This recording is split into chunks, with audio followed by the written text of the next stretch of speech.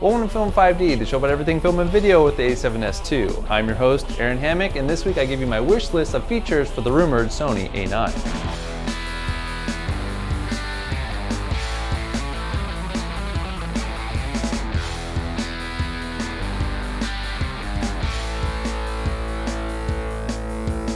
First off, I just want to describe what the A9 even refers to. Sony is rumored to announce a new line of mirrorless cameras sometime between now and the second quarter of next year.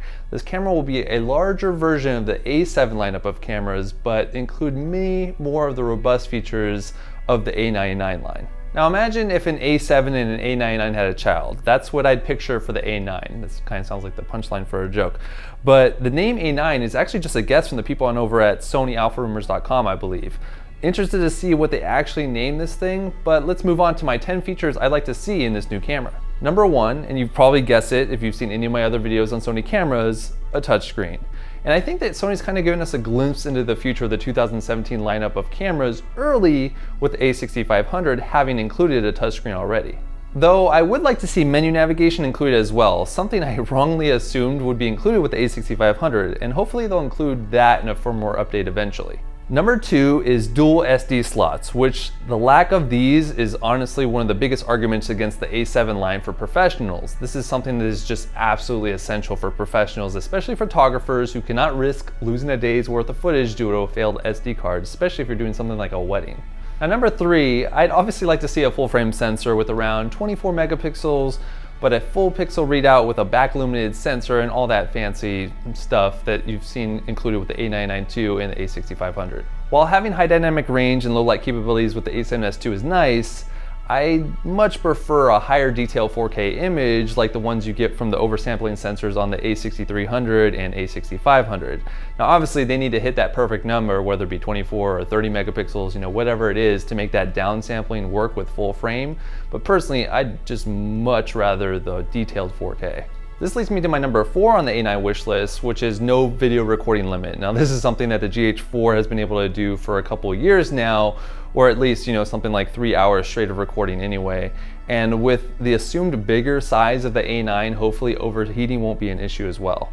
My number five would be a larger battery for longer battery life. Now, I know that the A9 can never compare to something like the GH4 simply because that camera is just a micro 4/3 sensor, and the full frame of the A9 is just going to suck up a lot of juice, so you can't really compare those two cameras, but definitely something a little bit better. Nevertheless, I'd like to see a slightly bigger battery that maybe adds something around 50% of battery life compared to the A7 line. It's just that when you think about everything the A9 is going to be doing with that full frame sensor, the 4K video, and even that 5-axis stabilization that I'm sure it's going to have, battery life just comes at a premium for sure. Now, while I enjoy the size of the A7 line, it's no secret that overheating is an issue for sure. So I definitely expect just an overall larger form factor for my number six.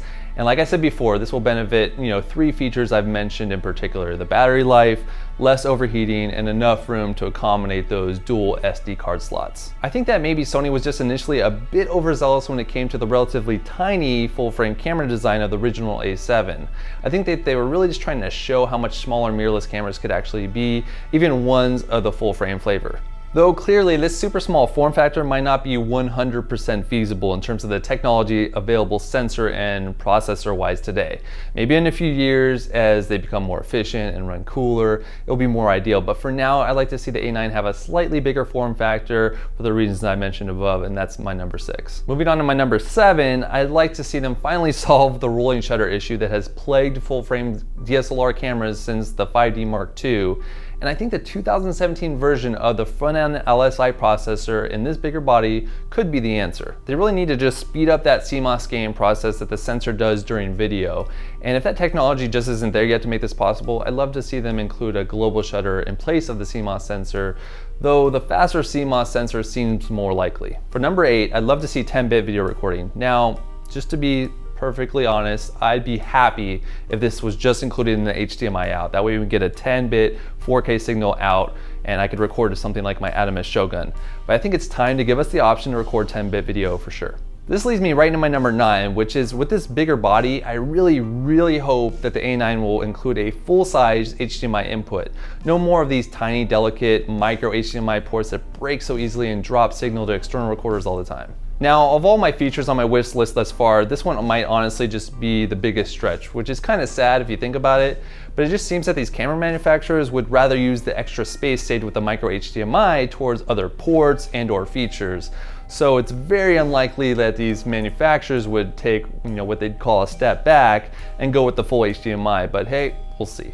And finally, my 10th and final feature for my Sony A9 wish list, and honestly the reason I put this last is because I think that they're pretty much guaranteed to include this feature, an improved autofocus system. Honestly, I just settle, quote unquote, for the same autofocus found on the A6500. Hard to call it settling because that's one of the fastest autofocus systems on an APS-C line of cameras, but basically I just want autofocus that could be used reliably for video when I absolutely need it, like when I'm running my camera on a Steadicam or something like that.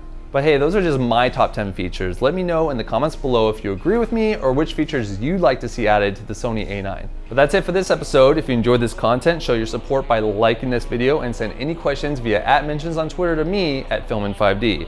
I'll catch you next time with another video about something unimportant.